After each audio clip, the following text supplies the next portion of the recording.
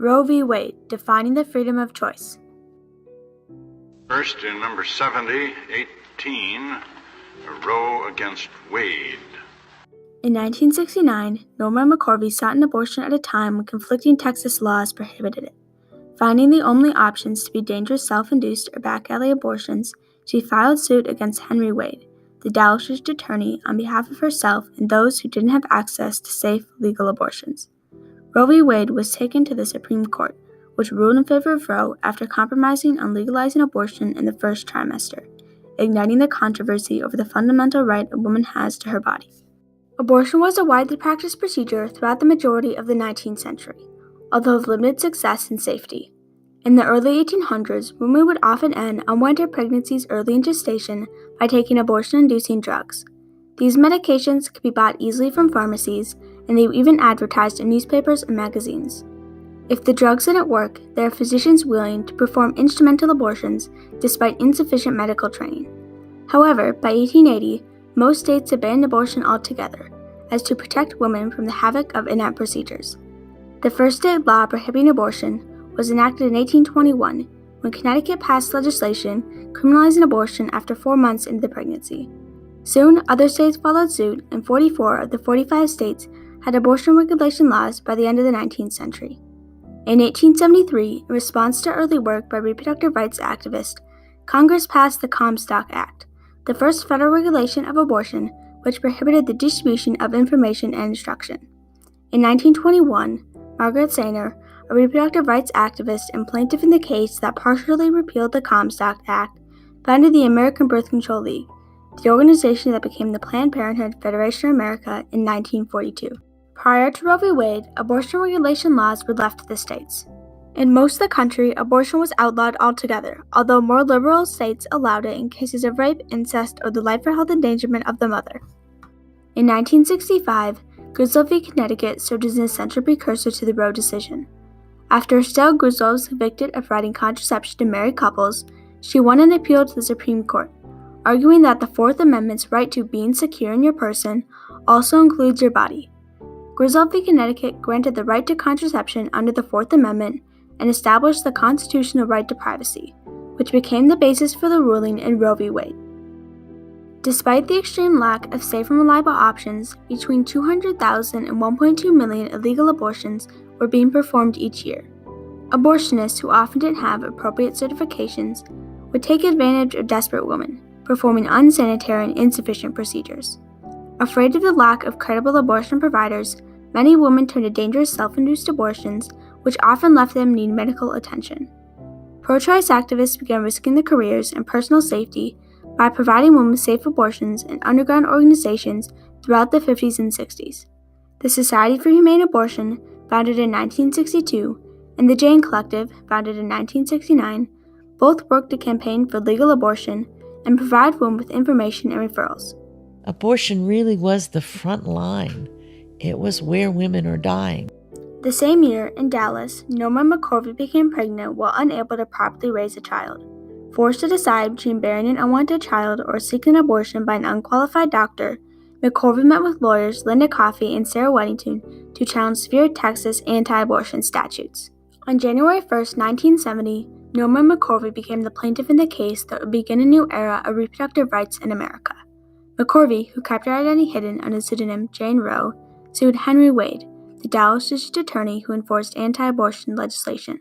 McCorvey's lawyer, Sarah Weddington, secured certification of a class action, suing on behalf of all women unable to obtain a desired abortion.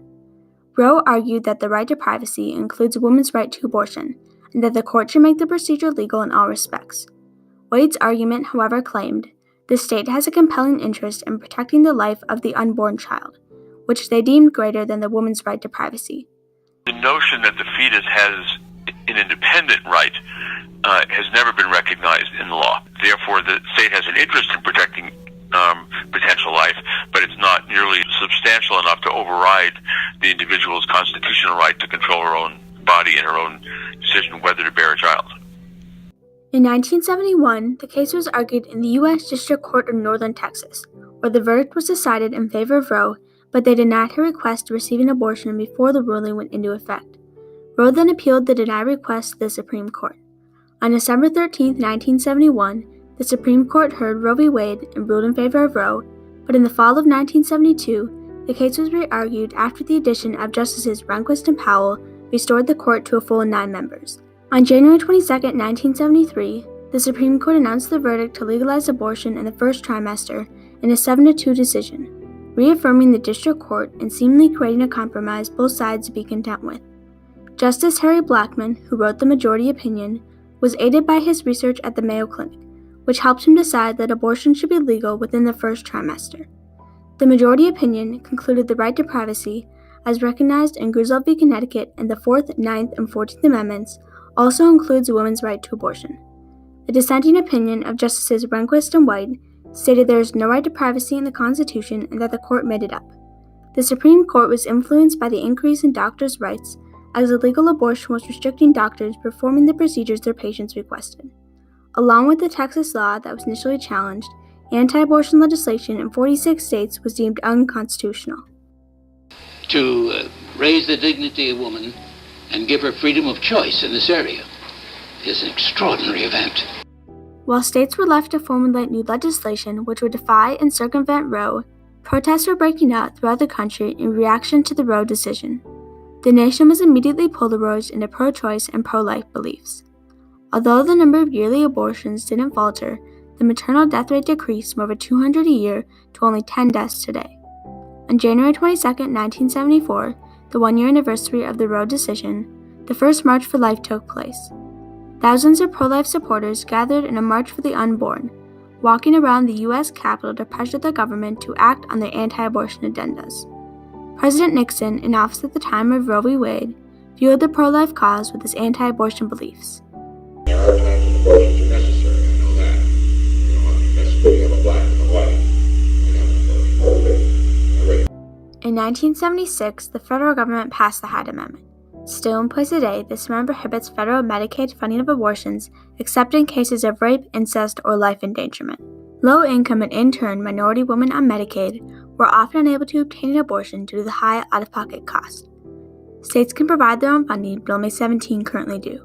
As the government and the public became equally divided on abortion, tensions rose and violence increased. Anti-abortion activists began pro-life demonstrations outside of abortion clinics, protesting their employees and the women who attempted to enter. In 1976, the first abortion clinic arson was recorded, and a series of clinic bombings followed in 1978. In an attempt to minimize the impact of Roe v. Wade, states passed anti-abortion regulatory laws. By the late 1970s, the Supreme Court became overwhelmed with cases challenging these laws, which would define the terms Roe v. Wade spelled out. In 1992, Planned Parenthood of Southeastern Pennsylvania v. Casey challenged a series of 1988 and 1989 adaptations to Pennsylvania law that placed new constraints against women seeking an abortion. These constraints included a 24-hour waiting period, parental consent for minors, and spousal notification for married women. Planned Parenthood challenged the provisions, claiming that they violated Roe. Although the court upheld Roe and ruled in favor of Planned Parenthood, the spousal notification was the only constraint struck down. In the 1990s, anti-abortion violence escalated dramatically. In 1993, Dr. David Gunn was killed by an anti-abortion protester, marking the first murder of an abortion provider and sparking a series of murders and clinic bombings to follow from 1993 to 1998.